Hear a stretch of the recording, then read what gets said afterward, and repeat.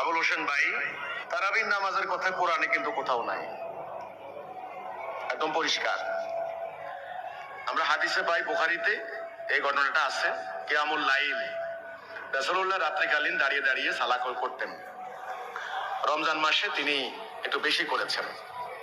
তো প্রথম দিন তিনি যখন করলেন, আম্মা আয়েশা থেকে বর্ণিত এই হাদিস, অনেক সাহাবী ওনার সঙ্গে পিছনে জমায়েত হয়েছে।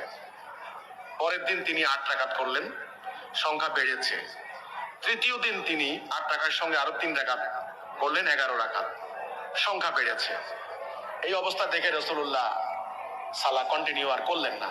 পরে তিনি গিয়ে বললেন, আমার আশঙ্কা হয় তোমরা এটাকে আবার বাধ্যতামূলক বানিয়ে নাও। তো কাজেই রাসূলুল্লাহ কিন্তু পরবর্তীতে তিনি কিন্তু আর করেননি। হযরত আবু বকরের টাইমও কিন্তু জামাতের মধ্যে এভাবে হয়নি। তো হযরত ওমরের আমলে গিয়ে যখন বিচ্ছিন্ন বিক্ষিপ্ত ভাবে যখন লোকেরা এই তারাবি পড়ছিল, তখন হযরত ওমর এদেরকে একত্রিত করে একটা জামাতবদ্ধ করে দিয়েছেন। এই হচ্ছে হিস্ট্রি, হাদিস এবং ইতিহাস। এখন আমার কথা হচ্ছে, আমরা কি করি, হিজবুত তৌহিদ কি করে? এই ক্ষেত্রে আমাদের আমল, আমাদের ইমামুজ্জামান বলেছেন, আমরাও প্রথম 20 রাকাত পড়তাম, ছোটবেলায় সারা জীবন পড়েছি।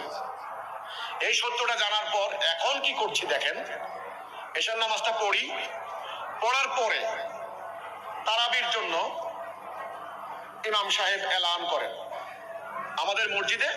তখন আমি বলেছি, আপনি 8 রাকাত 12 রাকাতের বেশি পড়বেন না।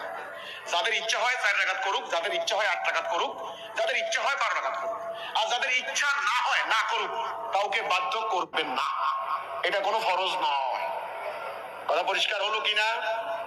তাহলে আপনি কি করবেন? আপনি একা একা 4 রাকাত, 8 রাকাত, 12 রাকাত আপনি পড়তে পারেন। আপনারা কয়েকজনে মিলেও 8 রাকাত পড়তে পারেন। কাউকে বাধ্য করবেন না, কাউকে জোর করবেন না।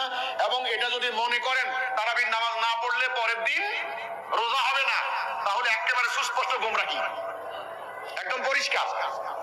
কথাটা পরিষ্কার হলো কিনা? এশার নামাজটা কিন্তু বাধ্যতামূলক, এশার নামাজটা কিন্তু বাধ্যতামূলক ভাই, এটা কিন্তু করতে হবে। আর যেহেতু রমজান মাস, আমি আপনাদেরকে অনুরোধ করব, পবিত্র কোরআন আমাদের জীবন বিধান। যারা কোরআন শরীফ পড়তে পারেন, আপনারা এই মাসে এটাকে জ্বালাই করে নেবেন, এটাকে মশক করবেন, চর্চা করবেন, যেহেতু পবিত্র কোরআন। এবং পারলে কিছু আয়াত মুখস্থ করেন এবং সেগুলি আপনারা সালাতের মধ্যে পাঠ করেন, আপনার মনে থাকবে। আমি আবার বলছি,